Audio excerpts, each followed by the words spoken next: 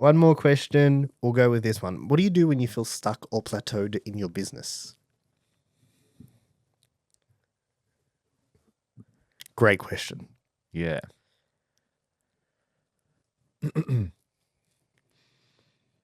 I'll kick this off while you think. Yeah, I've got an Okay. answer, but go. This is what I would do. I would look at every aspect of the business and work out what it is. First of all, are you actually stuck or plateaued, or are you just bored? Because sometimes we get bored and we start to look at other stuff and blah, blah, blah. That's the first thing you need to work out. And then if you are and you're like, hey, man, we've been doing, $1 million a year for the last 5 years and I don't know how to overcome this hurdle, you got to work out what your biggest constraint point is. So if you break down the numbers of your business from how many people, how many leads you generate or how much you're spending on marketing to how many sales you do to how your ability to deliver everything, somewhere you're capped. You need to work out where you're capped, what the biggest bottleneck is in that flow, and how you can overcome it. You know what I mean? For some people, like if you're talking construction, for a lot of people, it's insurance. Mm-hmm. Work out how you can get more insurance or how you can do more jobs or whatever it might be, right? If you don't have enough clients, you're like, we only do 3 projects a year because I can't get any more marketing.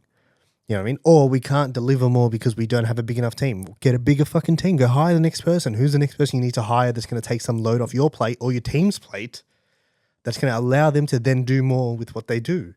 You know what I mean? I was talking to someone the other day and they said their estimator was at capacity.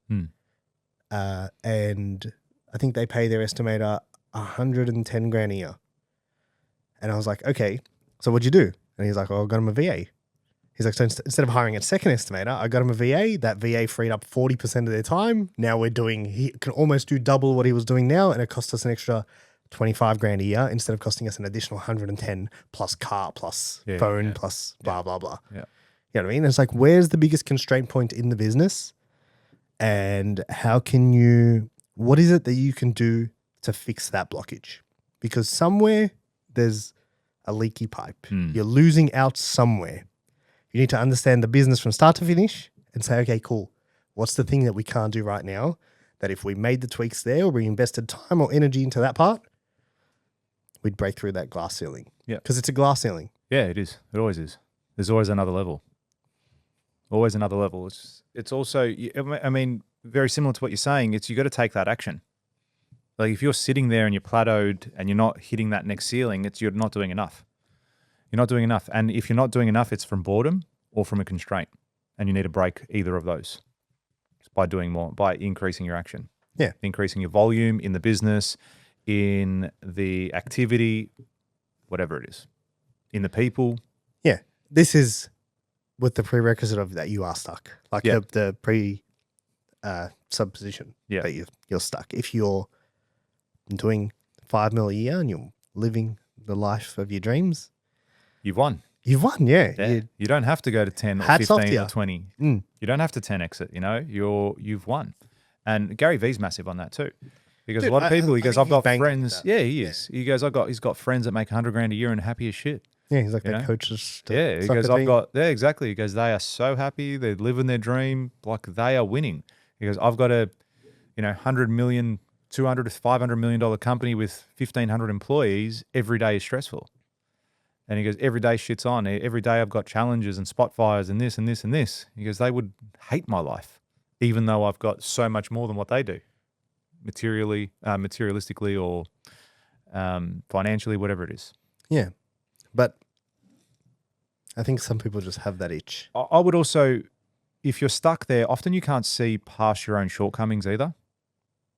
So it may be a matter of getting an external advisor to have a look at your business. It may be a matter of getting a mentor to come in and pay them and have a chat with them to give you some guidance.